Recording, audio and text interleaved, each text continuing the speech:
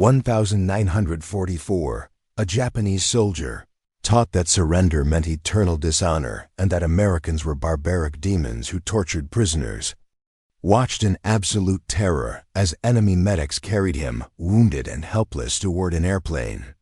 He closes his eyes and waits for the execution, but instead, the engine roars to life and the plane lifts off, rushing him toward a field hospital where American doctors will fight to save his life, with the same care they give their own wounded. But how could an enemy with such overwhelming power and resources, who could afford to fly precious aircraft just to rescue those who tried to kill them, could possibly lose the war in his mind? Before we jump back in, tell us where you're tuning in from. And if this story touches you, make sure you're subscribed, because tomorrow, I've saved something extra special for you. In the summer of 1942, across the vast Pacific Ocean, two nations stared at each other with hatred burning in their eyes. Japan and America had been at war for less than a year, but already the fighting had grown savage and cruel.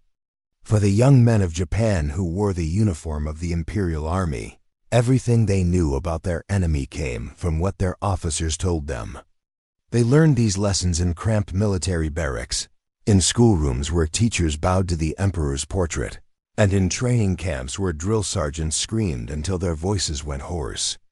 The message never changed, and it was simple enough for even a child to understand. Americans were demons. They were lazy and weak. They cared only about money and comfort. They had no honor and no courage. Most importantly, if a Japanese soldier was ever captured by these demons, he should expect nothing but torture and death. Sergeant Yoshida heard these words so many times that they became like breathing. He was 24 years old in the spring of 1944, when his transport ship carried him toward a small island called Saipan. He came from a fishing village on the coast of Japan where his father mended nets and his mother grew vegetables in a tiny garden behind their wooden house. Yoshida had 3 younger brothers and 1 sister. When he left for the army at age 20, his father gave him a small knife and told him what that knife was really for. If the Americans ever captured him, he must use it on himself. Death was better than the shame of surrender. Death was better than whatever the American demons would do to him. His mother cried, but she nodded. She understood. Everyone understood. The political leaders in Tokyo, men in expensive suits who met in rooms with polished floors, had promised the Japanese people that their empire would last 1,000 years. They said Japan was destined to rule all of Asia because the Japanese people were superior to everyone else. The emperor himself was descended from the gods, they said, and so every Japanese person carried a spark of that divine power. The Americans, by contrast, were a mixed race of immigrants with no pure bloodline and no spiritual strength. They might have factories and machines, but Japan had the warrior spirit of the samurai. Spirit would defeat steel. Courage would overcome numbers.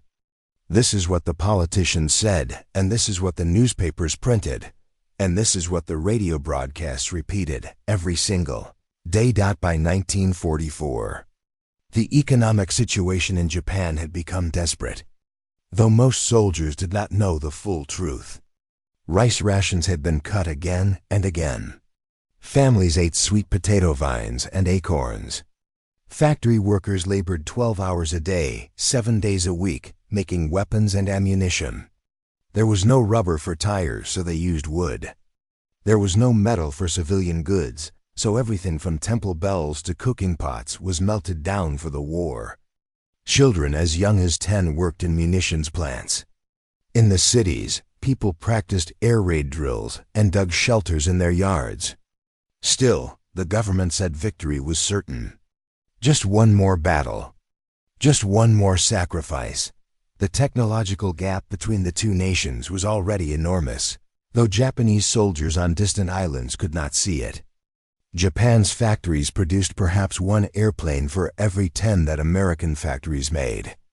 Japanese ships were well built, but few in number.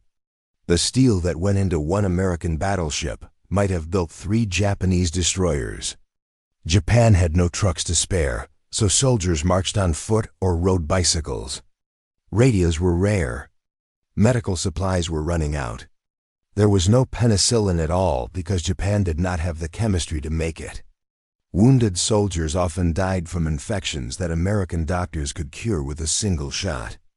But none of this was explained to men like Yoshida. They were told that fighting spirit mattered more than supply chains. The law in Japan's military was absolute and brutal. The Imperial Army's field manual, which every soldier was required to memorize parts of, contained clear instructions. Never surrender. Never allow yourself to be captured. A soldier who surrendered brought eternal shame not just on himself, but on his entire family. His parents would be disgraced. His siblings would be marked as relatives of a coward. His name would be spoken with disgust. Some families held funeral ceremonies for soldiers who were captured, declaring them officially dead even if they still lived. It was better that way. Better to have a dead son than a captured one. Yoshida carried these rules in his mind like stones. When Yoshida arrived on Saipan in May of 1944, he found an island that was small and crowded and already preparing for the American invasion that everyone knew was coming. The island was only 12 miles long and 5 miles wide, covered in jungle and steep hills and caves. 30,000 Japanese soldiers dug trenches and built bunkers and mounted guns on the beaches. They planted mines and strung barbed wire and stockpiled ammunition in underground tunnels. Civilians lived on the island too, Japanese families who had moved there years before to farm and fish. They were trapped now, unable to leave. Caught between the jungle and the sea, the American fleet arrived. On June 10, 1944, Yoshida had never seen so many ships. They covered the ocean like a steel carpet stretching to the horizon. Big battleships fired shells as large as cars. The explosions shook the ground and made his teeth rattle. Planes flew overhead in formations of 20 or 30 at a time, dropping bombs that turned the jungle into burning chaos. The noise never stopped. Day and night, the shells screamed and the bombs fell and the earth jumped and shook.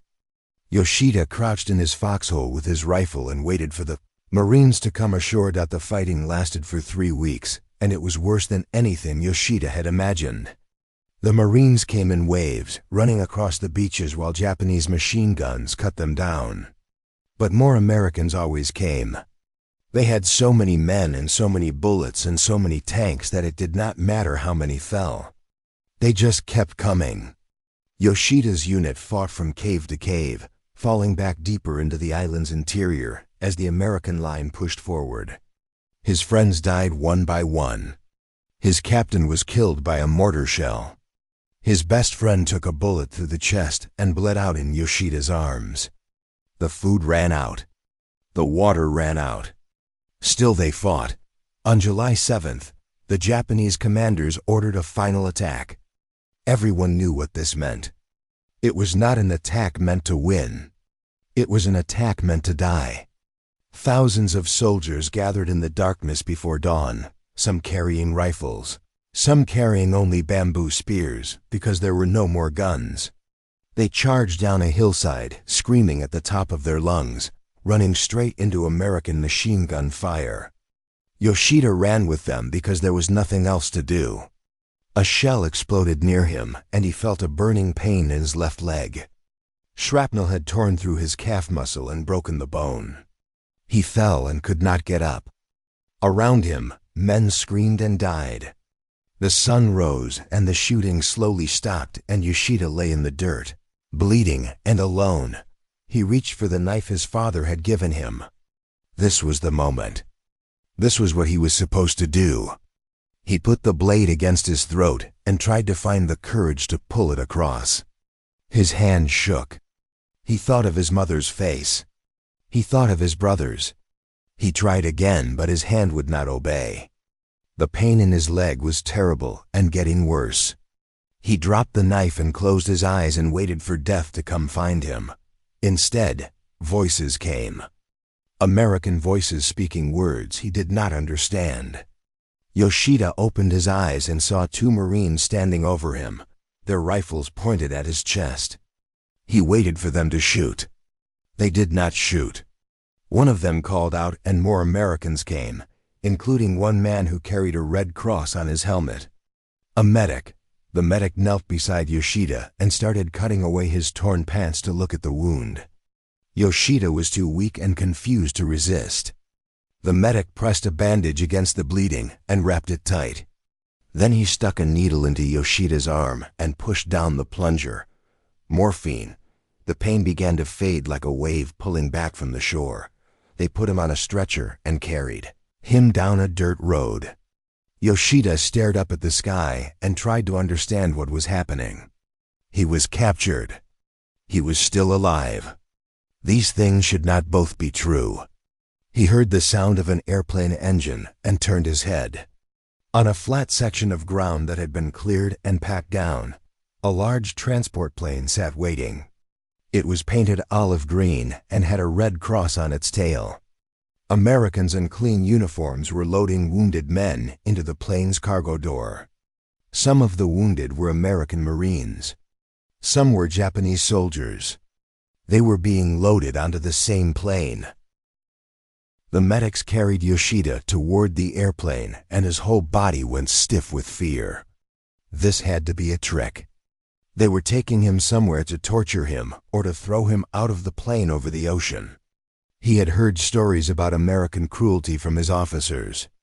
They said Americans cut off fingers and ears as trophies. They said Americans buried prisoners alive or used them for target practice. But the medics were gentle as they lifted his stretcher up into the plane's belly. They secured the stretcher to a metal frame on the wall and checked his bandage again. A woman in a blue uniform with a white cap leaned over him. She was a nurse. She had kind eyes and she smiled at him. She said something in English that he could not understand. Then she adjusted a strap across his chest so he would not slide off the stretcher when the plane moved. Then she moved to the next patient inside the plane. Yoshida could see everything. Metal walls lined with stretchers stacked 2 levels high. Cabinets bolted to the floor, their doors labeled with words he could not read, but with red crosses he recognized. Boxes of medical supplies strapped down with canvas webbing. Everything was organized and clean and efficient. This was not like anything in the Japanese army. When Japanese soldiers were wounded, their friends carried them on their backs or dragged them on blankets. If the wounded man was too heavy or if the battle was too fierce, he was left behind. There were no special planes for wounded men. There were barely enough planes for combat. The idea of using an entire airplane just to move injured soldiers from one place to another seemed impossible. Like something from a dream, the plane's engines coughed and roared to life. The noise was so loud that Yoshida felt it in his chest. The whole aircraft shook and vibrated. Then it began to roll forward, picking up speed, and suddenly the ground dropped away and they were flying. Yoshida had never been in an airplane before. Through a small window he could see Saipan growing smaller below him, the green jungle and the brown beaches and the blue ocean spreading out in every direction. The island where he had fought and bled and watched his friends die was becoming a tiny dot. In just minutes, the plane carried him farther than he could have walked in a week. The flight lasted less than an hour. When the plane landed and the cargo door opened, Yoshida saw an airfield bigger than his entire village. Rows and rows of airplanes lined up like soldiers on parade. Not just transport planes but fighters and bombers too, maybe 100 of them, maybe more. Men and machines moved everywhere. Trucks carried supplies. Cranes lifted cargo. Fuel trucks pumped gasoline into aircraft bellies. In Japan, every drop of fuel was precious. Pilots were told to conserve gas, to fly only when absolutely necessary. Here, the Americans seemed to have oceans of fuel. They used it like water. They carried him to a hospital that had been built from the ground up in just weeks. It was not a real building with walls and a roof made of concrete and tiles. It was a series of long tents with wooden floors and screens on the sides to let the breeze through. But inside, it looked more organized than any Japanese field hospital Yoshida had ever seen. Electric lights hung from the ceiling, powered by generators that hummed somewhere outside. Metal beds lined up in neat rows, each with clean white sheets. Nurses moved between the beds with clipboards, checking patients and writing notes. Doctors in surgical gowns disappeared through a tent flap into an operating room. They placed Yoshida on a bed and a doctor came to examine him. The doctor was young, maybe 30 years old, with steady hands and tired eyes. He spoke to Yoshida in English, and when Yoshida did not respond, the doctor called for an interpreter. A Japanese-American soldier arrived, a man who looked Japanese but wore an American uniform and spoke both languages perfectly. The interpreter explained that the doctor wanted to take X-rays of Yoshida's leg to see how badly the bone was broken. Yoshida had heard of X-rays, but he had never seen an X-ray machine. In Japan, only the biggest hospitals in the largest cities had such equipment. Preparing and narrating this story took us a lot of time, so if you are enjoying it, subscribe to our channel. It means a lot to us. Now back to the story. They wheeled him on his bed down a path between tents to a special medical tent. Inside sat a machine as tall as a man, all metal and glass tubes and thick electric cables. They positioned his leg carefully and told him not to move. The machine hummed and clicked. That was all. 5 minutes later, the doctor showed him a picture of the inside of his leg. Yoshida could see his bones as clearly as if his skin and muscle had become invisible. The doctor pointed to a crack in the bone and explained through the interpreter that surgery would be needed. Without surgery, the bone would heal wrong and Yoshida would limp for the rest of his life. With surgery, the doctor said, the leg could be almost as good as new. Before the surgery, they gave him more morphine and something else that made him sleepy and calm. In the Japanese army, morphine was so rare that it was saved only for officers or for the most terrible wounds. Common soldiers bit down on leather straps or pieces of wood and endured the pain. Yoshida had seen men scream until their voices broke during amputations performed with regular saws, and no medicine to dull the agony. But here, the Americans used pain medicine freely, even on enemy prisoners. The nurse who prepared him for surgery hummed a tune while she worked. She cleaned his skin with something cold that smelled sharp and chemical. She covered him with a blanket because the air in the surgical tent was cool. She patted his shoulder and said something in English. That sounded reassuring, even though he did not know the words. The surgery took 3 hours. When Yoshida woke up, his leg was wrapped in fresh white bandages and elevated on a pillow. A tube ran from his arm to a glass bottle hanging on a metal stand.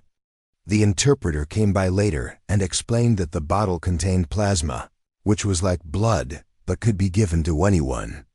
The doctor had put metal pins in Yoshida's bone to hold it together while it healed.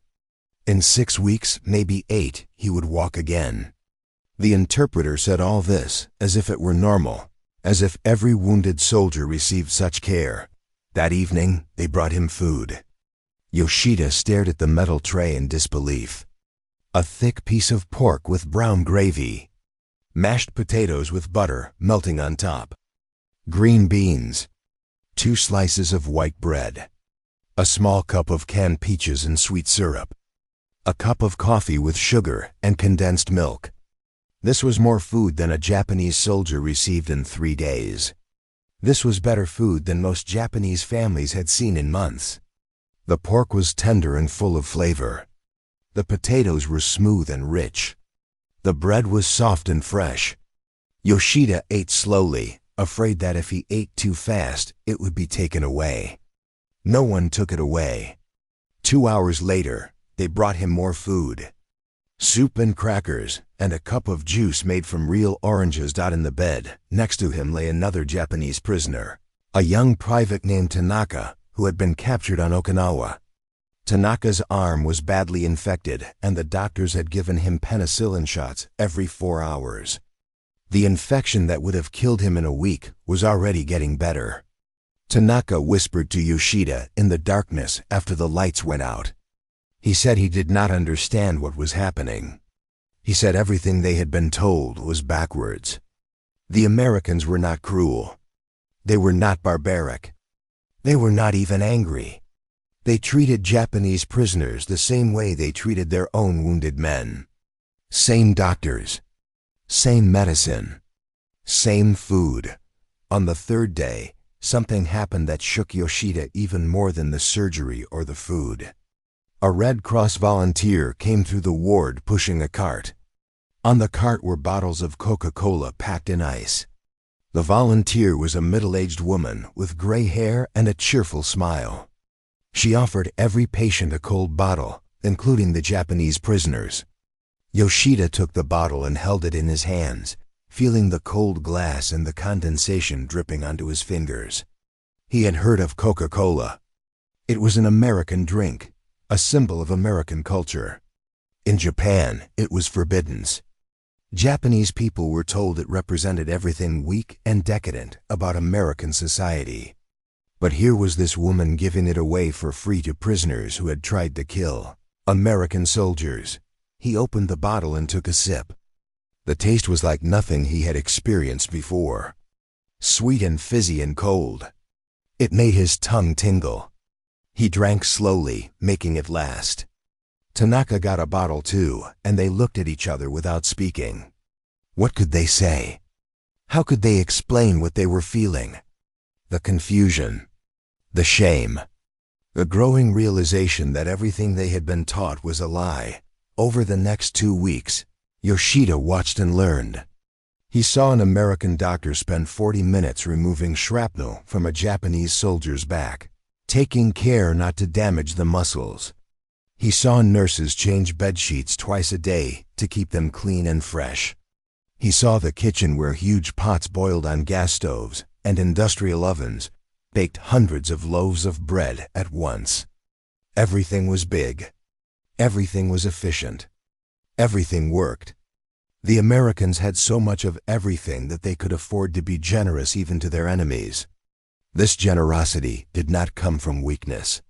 It came from overwhelming strength, from an industrial power so vast that sharing it cost them almost nothing. The transformation in Yoshida's mind did not happen all at once.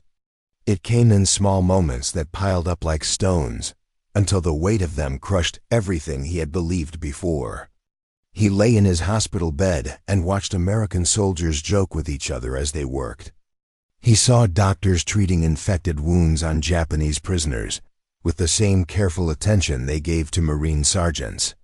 He noticed that the nurses never showed disgust or hatred when they changed his bandages, even though he was the enemy, even though men like him had killed their brothers and sons and husbands. This confused him more than anything else. Where was the cruelty he had been promised? Where were the demons? One morning, a week after his surgery, Yoshida asked the interpreter a question that had been burning in his mind. Why did the Americans rescue wounded enemies by airplane? Why did they spend fuel and medicine and time on prisoners who could give them nothing in return? The interpreter, whose name was Jimmy Nakamura and whose parents had been born in Hiroshima before moving to California, sat down on the edge of the bed. He said there was something called the Geneva Convention, which was a set of rules that many countries had agreed to follow during war. These rules said that wounded soldiers must be treated humanely, whether they were friends or enemies. They said prisoners must be given food and medical care. They said certain things were forbidden, like torture or starvation or execution. Yoshida listened and felt his mind struggling with this information. Japan had signed this Geneva Convention, but the Japanese military ignored it completely. Japanese soldiers were taught that these rules were weak, that they were a Western idea that had no place in the warrior code of Bushido. But here were the Americans following rules, even when their enemy did not. Here were the Americans spending precious resources on prisoners who had tried to kill them. This was not a weakness. This was something else entirely. This was a kind of strength that came from having so much that you could afford to follow rules, that you could afford to be merciful, that you could afford to care about human life, even when that life belonged to someone who hated you. December came, and with it a change in the air. The soldiers and nurses began decorating the hospital tents with paper chains and drawings of snowflakes, even though outside the temperature was 80 degrees. Someone found a small pine tree and set it up in the corner of the main tent and hung it, with whatever decorations could be made from medical supplies and spare parts. Cotton balls became snow. Aluminum foil became tinsel. Red crosses cut from bandage material became ornaments. Yoshida learned that Americans celebrated a holiday called Christmas in December, a religious festival that was important to them, the way New Year was important to Japanese families. On Christmas Eve, the hospital staff worked through the night to prepare something special. The kitchen tent glowed with activity. The smells that drifted out were rich and savory and sweet, unlike anything Yoshida had smelled before. In the morning, they brought breakfast as usual, but at noon they announced that Christmas dinner would be served to everyone in the hospital, including all the prisoners. Yoshida did not understand why this was significant until he saw what they brought. The trays that arrived at lunchtime held a feast that seemed impossible. A thick slice of roasted turkey with crispy brown skin, the meat so tender it fell apart under his fork. A mound of mashed potatoes with a pool of brown gravy. Bread stuffing with herbs and spices. Cranberry sauce that was both tart and sweet. Green beans with slivers of almonds. A soft white roll with real butter. And for dessert, a slice of pumpkin pie with a dollop of whipped cream on top. Yoshida stared at his tray and felt his eyes burning. This was a meal for a king. This was a meal his mother could not have prepared, even if she saved money for a year. And the Americans were giving it to him, a prisoner, an enemy, on their most important holiday. He looked around the ward and saw that every patient had received the same meal. The American Marines in their beds. The Japanese prisoners in theirs. The Navy pilot with bandages covering half his face. The Japanese soldier who had lost his arm. Everyone is equal. Everyone fed. Tanaka was crying openly, tears running down his cheeks as he ate. Other Japanese prisoners ate in silence, their faces showing shock and confusion and something that looked like grief. A chaplain came through the ward, an older man with white hair and a gentle manner. He wore a cross around his neck and carried a Bible under his arm. Through the interpreter, he offered to say a prayer for anyone who wanted one. He did not force it. He did not demand conversion. He simply offered. Some American soldiers bowed their heads and listened. Most of the Japanese prisoners politely declined, but a few accepted. The chaplain prayed in English, his voice soft and sincere, asking his God to bring peace and healing and comfort to all who suffered. When he finished, he smiled and wished everyone a Merry Christmas, even the men who did not share his faith, even the men who had fought against his country. That night, Yoshida could not sleep. He lay in his bed and stared at the canvas ceiling of the tent and felt something breaking apart inside his chest. Everything he had been taught was revealed as lies. His officers had told him that Americans were weak because they loved comfort. But comfort required wealth, and wealth required strength. The Americans had both. His teachers had told him that Japanese people were superior because of their fighting spirit. But what good was spirit when the enemy had 100 planes for every one of yours? What good was courage when the enemy had so much food they could serve turkey dinners to prisoners? What good was the willingness to die when the enemy had the power to keep you alive whether you wanted it or not? The propaganda had painted Americans as barbaric and cruel, but Yoshida had now lived among them for weeks, and he had seen only efficiency and organization and a strange, kind of casual kindness. They were not kind because they were soft. They were kind because they could afford to be. They had won the war before the first shot was fired because they had built a society. that could produce endless streams of ships and planes and trucks and weapons and medicine and food. Japan had tried to match American industrial power with Japanese spiritual power, and spiritual power had lost. It would always lose. You could not shoot down a bomber with meditation. You could not sink a battleship with devotion. One afternoon, a doctor came to check on Yoshida's leg. This doctor was older than the others, maybe 40, with lines around his eyes and gray in his hair. The interpreter explained that this doctor's younger brother had been killed at Pearl Harbor 3 years ago when Japanese planes attacked the American naval base. Yoshida felt his stomach turn cold. This man had every reason to hate him.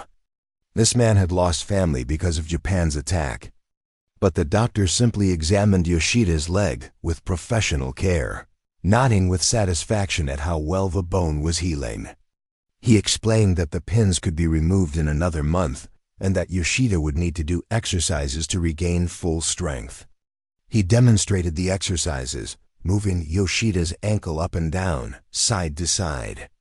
Then he made a note on his chart and moved to the next patient. Yoshida called out through the interpreter, asking to speak to the doctor. The doctor returned. Yoshida struggled to find words. Finally, he said he was sorry about the doctor's brother. He said he did not know what else to say, but that he was sorry. The interpreter translated. The doctor looked at Yoshida for a long moment. Then he said, through the interpreter, that he appreciated the apology. He said war made men do terrible things. He said his job was to heal people, not to judge them. He said he hoped that when this war ended, there would be less hate in the world and more understanding. Then he touched Yoshida's shoulder briefly and walked away. That simple gesture, that brief touch on the shoulder, destroyed the last of Yoshida's resistance. He understood now what he was seeing. American power was not just military or industrial. It was moral. It was the power to follow rules even when your enemy broke them. It was the power to show mercy even when you had been hurt. It was the power to treat a wounded prisoner with dignity, even when that prisoner's countrymen had shown no dignity to your prisoners. This was not weakness. This was confidence. This was the strength of a nation so secure in its victory that it could afford to be humane. Yoshida thought about his father's knife, the one he had dropped on the battlefield when he could not find the courage to cut his own throat. He realized now that his failure to commit suicide had been the most important moment of his life. If he had died that day, he would have died believing lies. He would have died thinking Japan was superior and America was evil. Instead, he had lived, and living had shown him the truth. The truth was hard and bitter, but it was also liberating. He had been freed from propaganda. He had been freed from the mythology of Japanese superiority. He saw clearly now. The war ended in August of 1945 with 2 atomic bombs and Japan's surrender. Yoshida heard the news in the prisoner camp where he had been sent after his leg healed. The other prisoners reacted in different ways. Some wept with shame. Some refused to believe it. Some sat in silence and stared at nothing. Yoshida felt a strange mixture of sadness and relief. Sadness for his country's defeat and for all the death and suffering that had accomplished nothing. Relief that the killing was finally over. Relief that he would see his family again, if they were still alive. The journey home took 4 months. The Americans kept the prisoners in camps while they arranged transportation and processed paperwork. During this time, Yoshida was treated well. The food remained plentiful. The medical care continued. He attended classes where American soldiers taught English and basic skills like carpentry and plumbing.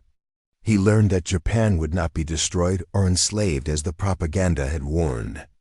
Instead, the Americans planned to rebuild Japan to help it become a peaceful democracy. This seemed as impossible as everything else Yoshida had experienced, but he had learned to stop doubting what Americans said they would do. In December of 1945, Yoshida boarded a ship headed for Japan. The ship was a converted transport vessel, crowded with hundreds of former prisoners making the same journey home. They stood on the deck as Japan came into view, and many men cried. The coastline looked wrong somehow, scarred and damaged. As the ship approached Yokohama, Yoshida saw that entire sections of the city had been flattened. Buildings stood like broken teeth. Empty foundations marked where neighborhoods had been. The smell of ash still hung in the air months after the last bombs had fallen. The Americans had given each returning prisoner a care package before they left. Inside Yoshida's package were things that seemed almost magical in their abundance.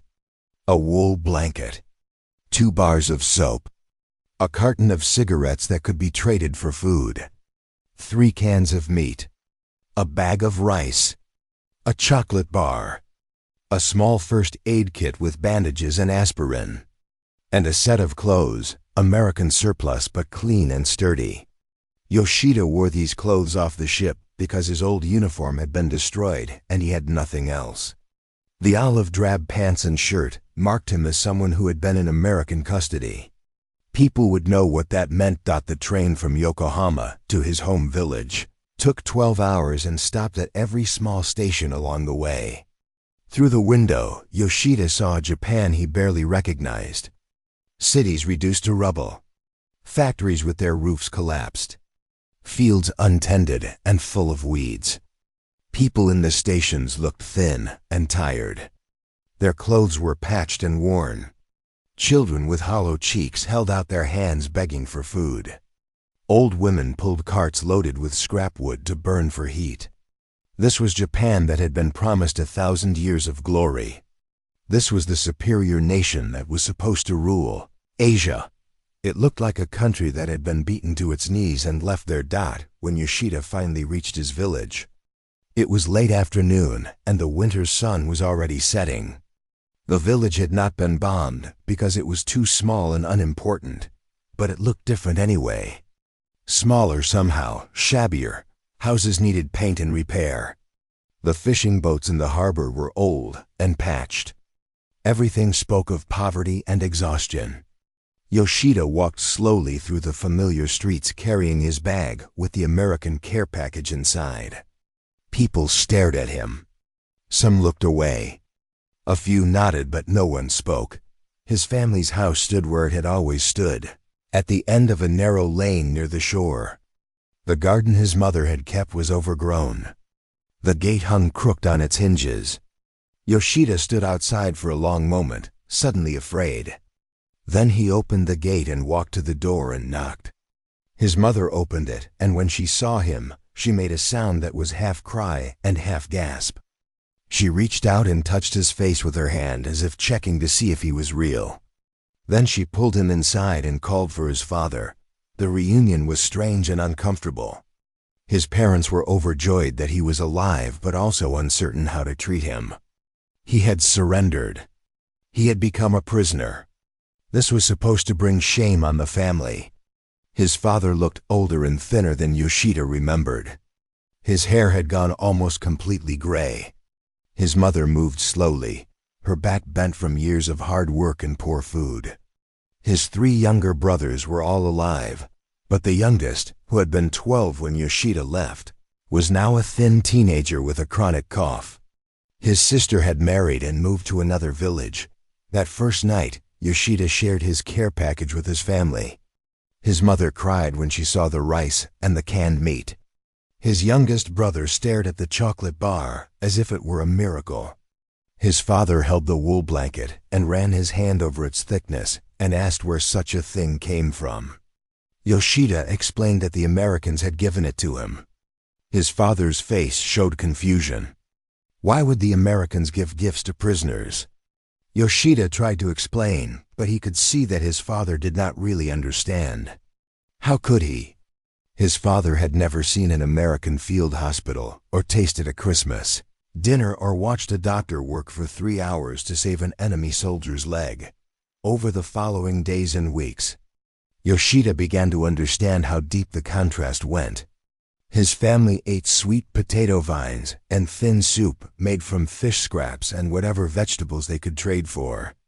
They had 1 meal a day, sometimes 2 if they were lucky. In the American hospital, Yoshida had eaten 3 full meals every day plus snacks. His family burned wood and charcoal for heat and cooking, carefully rationing every piece. The Americans had used fuel and electricity so freely it seemed like magic. His family's house had no running water, just a well in the yard. The American hospital had hot showers and flush toilets and sinks, with clean water that ran whenever you turned the handle. The villagers gradually began to treat Yoshida normally again, though some still whispered behind their hands about his time as a prisoner. A few asked him what it had been like. He tried to describe it, but the words felt inadequate.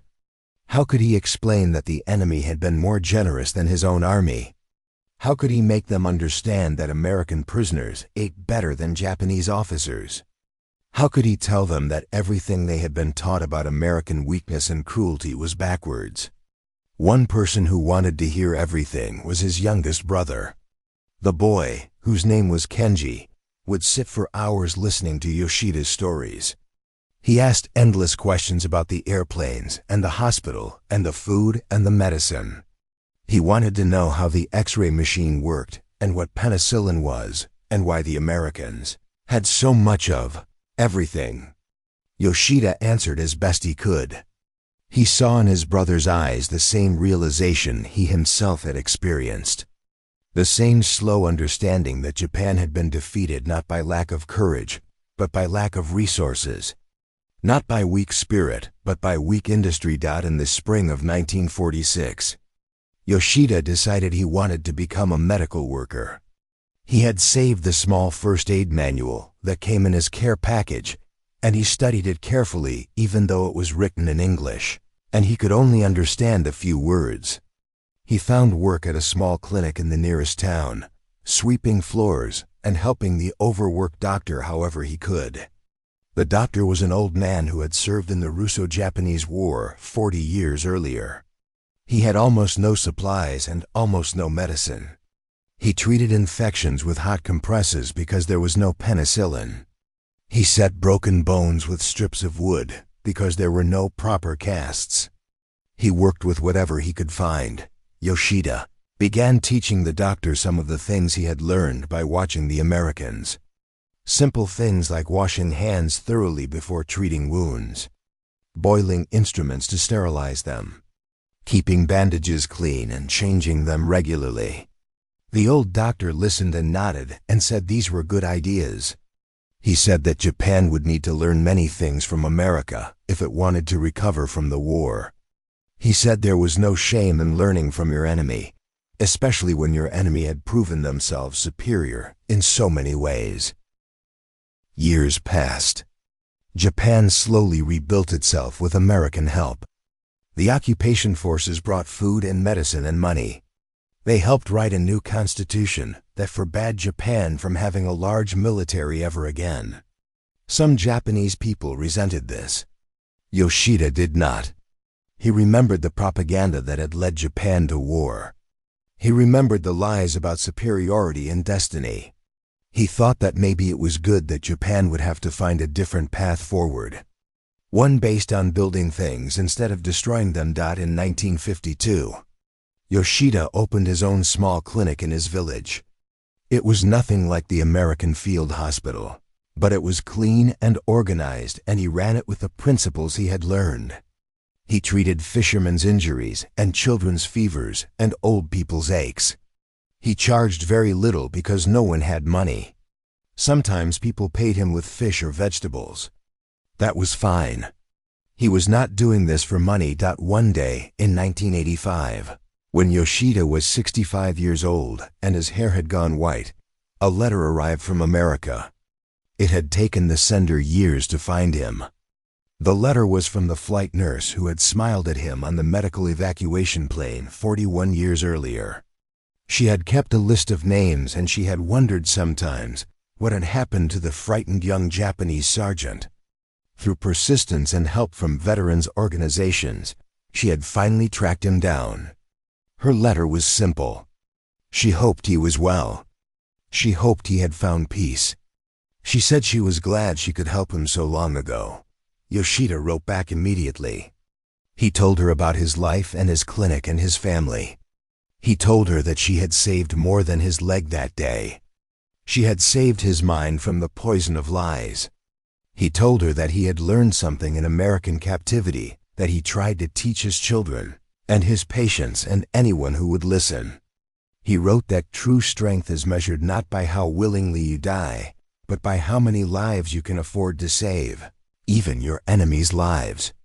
He wrote that power means nothing if you lack the resources and the will and the humanity to show mercy.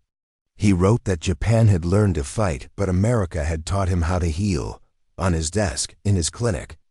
Next to the faded photograph of the C-47 medical plane that he had somehow obtained years later, Yoshida kept that letter from the nurse. Sometimes patients would ask about the photograph, and he would tell them the story. He would tell them about the day he thought he would die and instead was carried into the sky by enemies who had decided to save him. He would tell them about the Christmas dinner and the doctor, whose brother died at Pearl Harbor, and the simple truth that propaganda hides. Strength without mercy is just brutality. But mercy with strength, that is civilization. That is what he learned in American captivity. That is what he spent the rest of his life trying to practice. Up next, you've got 2 more standout stories right on your screen. If this one hits the mark, you won't want to pass these up. Just click and check them out. And don't forget to subscribe and turn on the notification bell so you don't miss any upload from us.